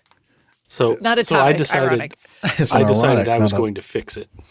Yeah. Well, so I think what happened is that the inside of it really does think it's accurate, but it's fallen off the wall a couple of times. May have something to do with the way I drive, and it's mechanically jarred the minute hand like by about a minute. Hence popularly named. I don't know what I'm saying. The words are not coming out right. Anyway, so AJ decides that he's going to fix it for me. Out of the goodness of my heart. Yeah, thanks. How many days did it take before it finally got back to the Clock Roberta? maintenance, brilliant. It was like 4 days, I think. But it said it could takes take up to 5. So see, I was ahead of the curve. I'm going to count that as well. I really did think that, okay, that's the last time I'm going to be using this clock. I'm going to have to get a new one. Non-atomic clock this time. Back to the news. Yeah. The Okay. item. Back to the. Liz, she's snapping the whip again. Sorry. That had relevance. I'm sorry, Liz. For the Yeah, I little did. I did. We're I talking would about be time and not clocks. happy with this 10-second. Well, here are the Would you? passengers. They don't look very happy. There they are, been diverted, Well, getting ready. they look happy. I have to agree, Steph, because I've flown into plenty of airports where they've got a curfew, and they'll either won't let you land until like 6 a.m, so you've got to fly down very slowly, and you're often hovering around. And to a certain extent, you're very much in the hands of the air traffic controllers. If they give you a slick approach, you can get in there on time. If they make you deviate a bit or slow you up, then you're going to be late. There's a curfew going into Sydney in Australia. There's a curfew at Heathrow, but if you land outside the curfew, should be just a fine. They shouldn't deny you landing permission. So then it's a matter of, is it cheaper to pay the fine or actually divert and upset all the passengers? So I was thinking, it's too bad we don't know someone that might have some knowledge of this kind of thing. And so I contacted our good friend dispatcher, Mike Carrolls, who knows a thing or two about air traffic control and dispatching and curfews and all that kind of stuff. I mean, he's like a big cheese at the Acme Airlines. And he said, there are significant problems that could be caused by this. First of all, you're talking about fines. Yes, there could be some serious fines for breaking curfew. At some airports, it is the number of times you have broken curfew multiplied by a number. The first time, it's something small, like $2,000. However, the 10th time you do it, it's $20,000. Most of the time, an airline can justify the cost of paying a fine because the operational cost of delaying a flight overnight far exceeds any fine. However, in Europe, things are a bit different. In Europe, with most of the airports being slot-controlled airports, therefore an airline owns their authority to operate a flight into an airport. And some of these airports in Europe, if you break their curfew, they can take away your slot. If you don't operate the slot to their standards, for example, if you're canceling too much, they can take away your slot. If I were to guess, I would have a feeling that Condor has broken a few curfews and the penalty was a greater cost than diverting to another airport. All right. So Good insight. we have some expert Tough opinions. rules. Yeah. Very Good tough insight. rules. All right. All right.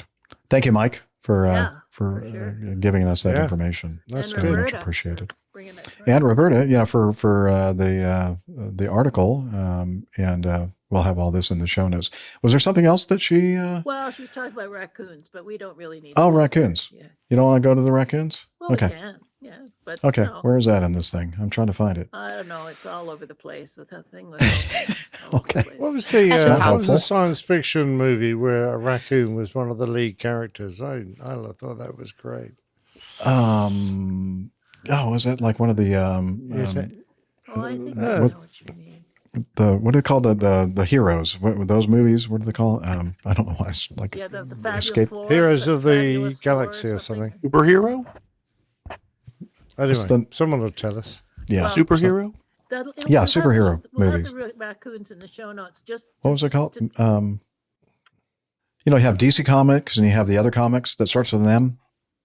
Marvel. There we go. I think it was one of the Marvel movies, I think, and they had a raccoon as one of the characters. Guardians of the Galaxy. Yeah, that's and it. Groot. Yeah.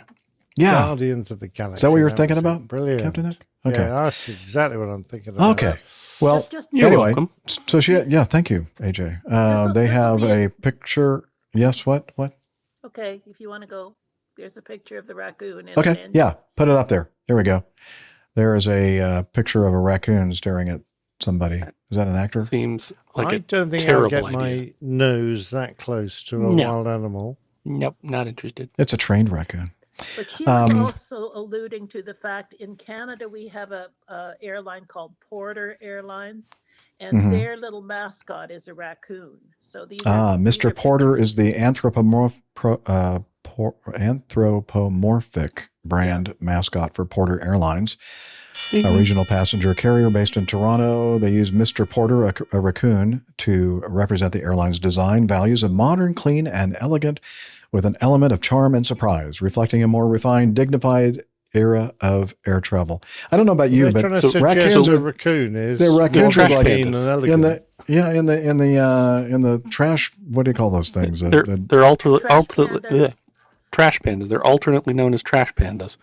Well, Trash It's the pandas. opposite of everything that she's saying. I know. They're kind of the unofficial mascot of Toronto because we have Oh. thousands of them getting into the garbage Yeah. every night. Yeah. They're not nasty and dirty. They're just very clean animals, I'm sure. My only recent encounter with a raccoon, it was a very clean, polite raccoon. Well, mostly clean. I had my car Mostly. parked at a, I guess, kind of a campsite. There were like little tiny cabin, tiny house cabin things that we were staying at for an event, and Well, like it raccoon rained. houses. Yeah, basically about the size of built for a raccoon. Dumpster. That was the word I was looking for. There you go, dumpster. But apparently one walked through the muddy parking lot and then got into my Jeep, which did not have doors on it. Oh boy. And left little muddy paw prints. Aw. Except if you've ever looked at a raccoon's paw prints, it looks like little tiny human hands. So I thought like some small baby had like left prints Crawling all around in over your the car. back seat of I my love car it. I love overnight. It's a muddy baby But it just didn't, wandering around. aside from being a little bit muddy, it was otherwise clean and tidy. It didn't disturb anything else. In my Happens car. a lot there in Charlotte area. Yeah. The little tiny muddy babies. Anyway, this picture of is raccoons make a home in an Airbus A220 under construction. Workers at the Airbus final assembly line at Mirabel recently came face to face with a family of raccoons in one of the aircraft destined for a European airline. We paw at the story on this week's Av Talk. Oh, that's cute. And wonder if it maybe wasn't Mr. Porter testing out a new aircraft order. Okay, so we finally understand all this now. Okay. Wait, does Porter Airlines fly porters? Do you mean stout porters? Drink porter. They fly It's another- Embraers and Dash 8 still or no? Dash 8s, yeah, Dash 8s. Yeah. Okay. Missed opportunities. Cool. We've got another. All We've right. got another Canadian coming up here, Bill. Oh, another Canadian. I think we have too many already, don't we? Nah, there's never too many No, Canadians. never enough Canadians on the show. Got some. Okay. Got some audio here. Got some audio. All right. Yep. Let me play this then. Hello, Captain Jeff and esteemed APG crew and listeners. It's Bill and YYZ. I've been listening faithfully here for, well, always, but unfortunately I've been unable to attend any of your sausage making sessions because they're quite entertaining. Life seems to be interfering with the important things in life, which is your show, of course. Yes. I am just listening to show 666, and there's a few feedback items I just was hoping I could comment on. One of them from Ant about airplane lifespan. It is true these things can last forever, as you all said. At my airline, we seem to get our pound of flesh out of airplanes. Right now, we have numerous airplanes that are in excess of 30 years of age, flogging around in the sky. And by the time we're done with them, typically, they just get crushed into beer cans. Nobody wants them. And then, of course, we can all enjoy a delicious barley beverage on them as thanks for their service. Yes. But anyway, Cheers. I just thought I'd mention that. my airline reminds me a little bit of the what I imagine to be the old Northwest Airlines, where they seem to fly the oldest metal ever around the skies, even worse than my airline. But anyway, the other bit of feedback was from Thomas, and I think Neva was her name, about auto-flight capabilities. And I think it's true. You guys, said it all perfectly, but I'm always amazed at how the general public just seems to assume that like 90% of landings are done by the auto-flight system. But of course, as you say, the auto-flight system to actually do the landings is not nearly as capable as the human. Like on my current airplane, the human theoretically anyway can handle double the amount of crosswind that the auto-flight system. And what happens in reality, of course, and you would know this, but I would say that 99% of landings are done by the human, and only maybe 1 or 2% are done by the auto-flight system. I mean, I can't even remember the last time I did something like that. But if I may share a story, years ago when I was flying an airplane called the Embraer, I used to call it the embryo. But anyway, it had a Cat 2 capability, but no auto land capability. So everything had to be done by the hand. And I remember doing a Category 2 approach in the east coast of Canada, and it was everything was on the limits. The max crosswind for a Cat 2, the minimum visibility, and we barely got in, but we got in. And taxiing to the gate was even worse than landing because we're away from all the runway environment lighting. Anyway, it was we got to the gate and everything's good, and I'm saying goodbye to the passengers. And this guy comes up to me and he shakes my hand immediately and he says, "I don't know how you guys do it." He says, "I didn't see anything until we touched down. That's amazing, and thank you." And I'm like, "Oh, well, that's very nice." And the guy behind him says, "Don't give him a compliment. He just sits there. The autopilot does everything. You just watch it." And I just couldn't let that stand. And I said to the guy, I says, "Excuse me, sir, but this airplane actually doesn't have the ability to land itself. Every landing we do, including the one you just experienced, is done with our hands." And I kind of held my hands up like I'm some old world's craftsman just to add a little bit of ego effect. But anyway, the guy that paid the compliment ended up saying, "See, I told you." And he walks off, and the guy that was all upset wouldn't even look me in the eye. He just walks off the airplane. He's all angry, and I'm thinking, what is your problem, buddy? But anyway, that was my little autoplay story. Thanks again for the show. It's excellent, and keep up the good work. Bye-bye. Thank you, Bill. That guy that was upset, probably a guy from the United States. Yeah, exactly. Yeah. Not a Canadian, because they never get upset. They're too polite. They're too polite. He would have said sorry. Sorry. Sorry. Yeah. Sorry. Sorry is the hardest word. It is the hardest word. Really good points about. Yeah, the way to avoid being upset by these situations is don't go out of the flight deck and say goodbye to the passengers. Or how about if you're a passenger, don't say stupid things. Yeah, that's the other alternative. It's an idea. But we never used to do have it. such high expectations. Never used to I'm a do little it. delusional. Because unrealistic. the cockpit was up by the one door and all the passengers left by the two door. So how we never convenient. used to go. Yes, it was. That's the real reason why they put the jet bridge back there on the bigger aircraft. And we were too busy shutting everything down so that we could get on the crew bus and get the cabin crew to the hotel nice and early. Mm. Well, we've got some really nice feedback next from Ahmad. Oh, yeah, we do have some nice feedback from Ahmad. Let's address that one. Yeah. So he says, Ahmad's declaration of excellence for the Plain Tales podcast. Yay. Woo. Hello, guys. It's Ahmed Hamidou again from Abuja, Nigeria. I just finished listening to part 3 of the Red Flag series from the Plain Tales podcast segment of APG show. Yep, I'm currently on APG 461 and still progressing. Catch up, Ahmed. Man, I can't believe he hasn't lost his mind yet. And I'm seriously wondering, turbo wondering, rocket wondering, warp speed wondering this. When in the world will Captain Nick and the Plaintails get the highest globally acclaimed Hyper Award for what it, Plaintails, represents and is all about? I don't know. I didn't know there was such an award. There is. I forgot what the acronym is. I don't need an award, just a knighthood. That would be Oh, perfectly acceptable. That would be nice. A small cash Yeah. prize of some sort. Yeah, a small, a couple of million. Yeah, that'd be nice. Ooh, that would be very nice. Yeah. So he says, is Plaintails the first and only one of its kind in human history, or are there others out there like it? Captain It, my hat, my helmet, my scalp, my skull, all go off to you for such heartbeat-altering, impressive, factual, historical storytelling. This is a precious avenue. Don't interrupt me. This is so good. This is a precious avenue for capturing aviation stories and storylets that would otherwise remain lost in the annals of aviation history. He actually spelled it annals, which is probably more important. Missed it. That's more appropriate. Yeah. The best part of it is that it's practically impossible to run out of these aviation, both civil and military, events and accounts to tell. We just have to hunt them down, as there are more than a human lifetime of them out there waiting to be told. In my opinion, you have absolutely created an exotic niche, or niche if you're French, within the global podcasting community. Lots of love for all of you within the APG family and community. May a cure for APG syndrome remain fictional forever. Amen.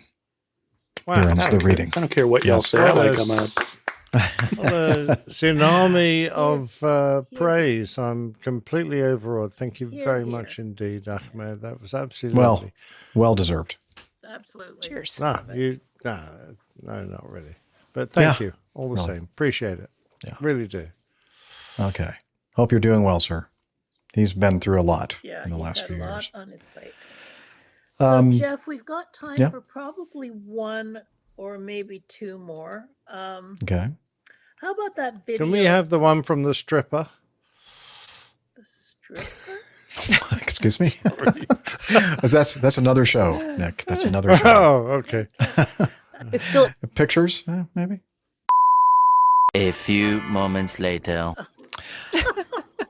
Okay. Okay, get it. Get the editing So thing out. I'm the reason that my internet came crashing down is because you said strippers or What? stripper. Yeah. How do people with podcasts about wallpapering cope? I don't know. Who knows? There must be some exemption or something. I don't know. Anyway, Well, we need a wallpapering exemption. My whole internet came crashing down here, and I'm on my hotspot on my phone. Yeah, I don't know what happened. It's gone. It's gone. Okay, so his internet is run by a bunch of prudes. We're really apparently. Guys, we're really close to the end here. Let's push through. Jeff, do you want to play the video of the Delta Airlines Museum and then wrap it up? Or can you do that? We could try it. Hang on. Let me see what kind of speeds I'm getting on my If not, my we'll phone just wrap it hotspot. up. Well, it's looking great. Let's just finish it off. Okay, so I'm going to press the return button, and hopefully the video will start playing. And if it gets bad, just let me know, and I'll stop, and we'll do it another day.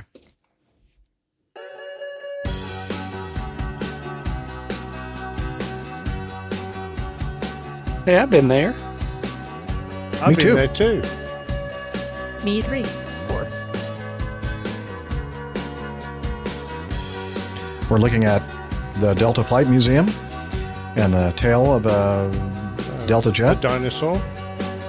It's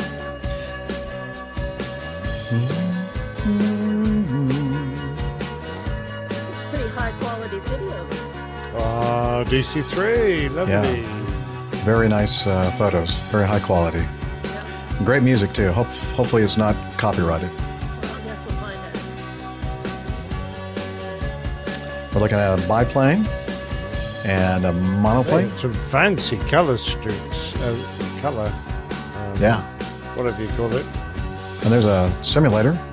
Isn't that what you learned to fly on, Jeff? That one. What's that? Yeah, that's what I trained on. I love the crockery. Oh, look, airplanes flying. Oh, watch out. All right. Look, they knew about the 737 MAX before they even made it.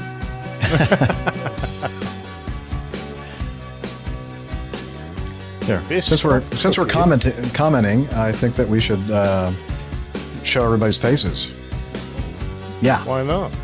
Why not? Well, now I have to stop talking. I like the wheels. Landing gear. What are So the folks that are listening to the audio pointy only end. podcast. Oh, flight engineer station. Yeah. Wow. We'll have this linked in our show notes so you can watch Look it at too. all that room. Leather I was going to seats. say, they're missing so many seats out of that airplane. Oh, food. And back when everyone had to Radar? watch the exact same in-flight movie, Yes. so it was just on a projector. Uniforms through the years. That was All bright. kinds of uniforms. I think we should bring Flight back attendant more uniforms. Yeah, nice. vintage retro That's uniforms. a Is that a beautiful- DC-7? DC-7. It's a seven. Yeah. A little DC-9. Ah, that there bad it dog. is. I've got a picture of me beside that one. 747. Yeah. Some wheels. Wheels.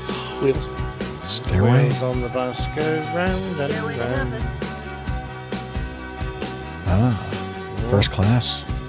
Nice. It's like the Oh, I love that old Oh, look at them all couch. drinking Photos from the and old smoking. days. Look, there's porn stars. back when flying was glamorous. Yes. Was it ever really?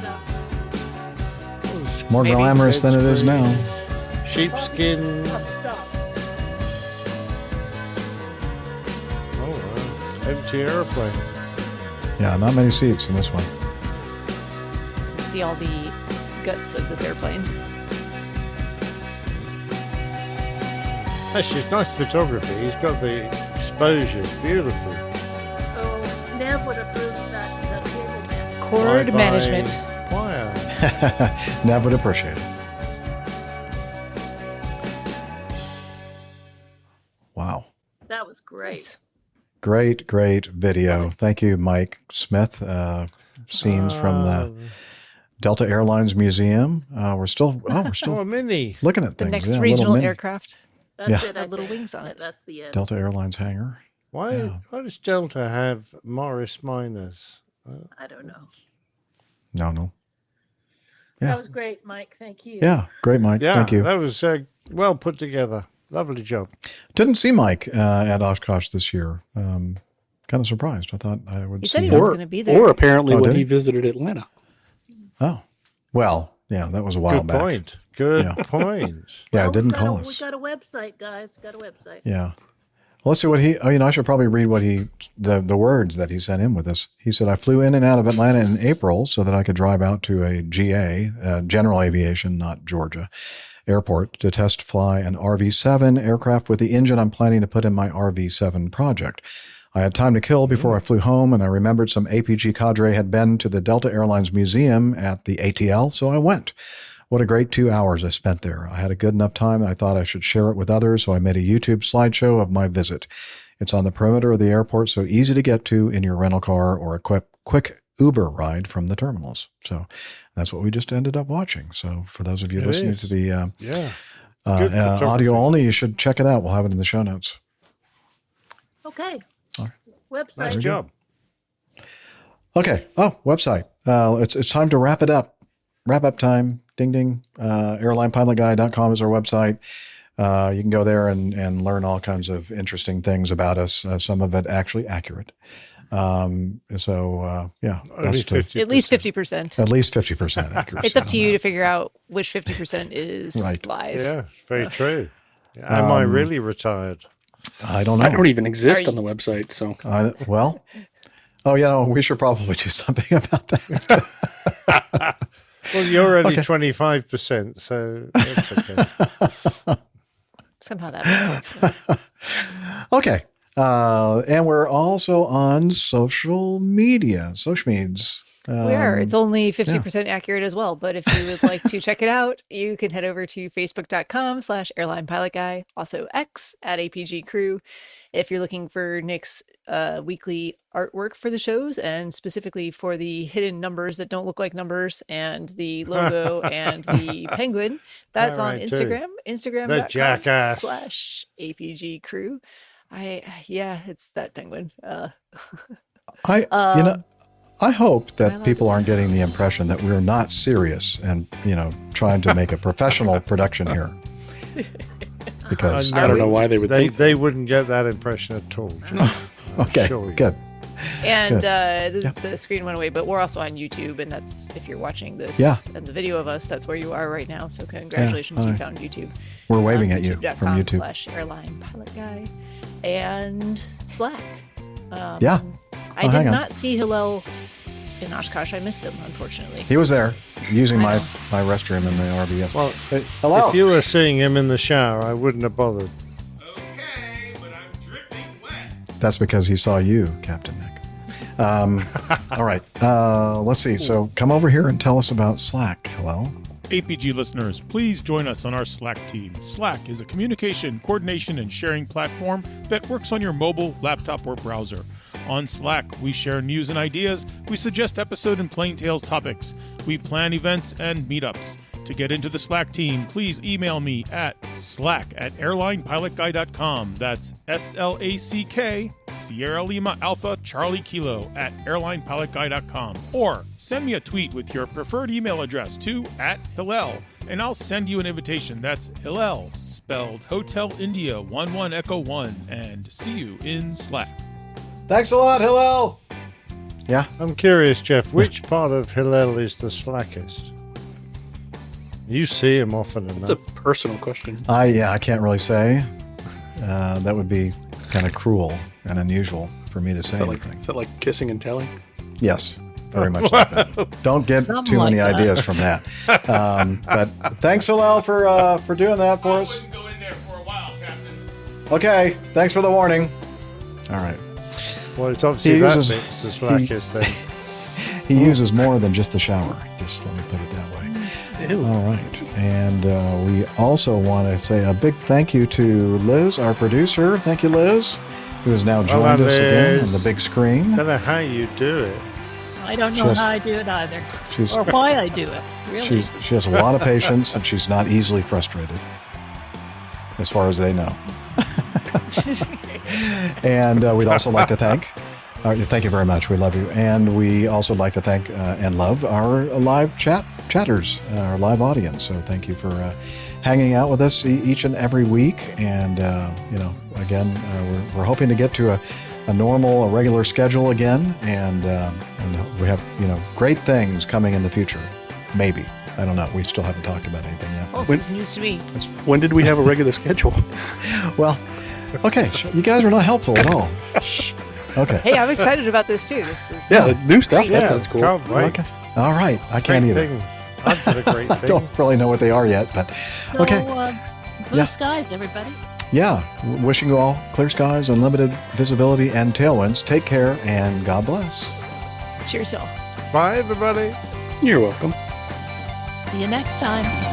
Yeah, he's up in the sky. It's the airline pilot guy. Good day.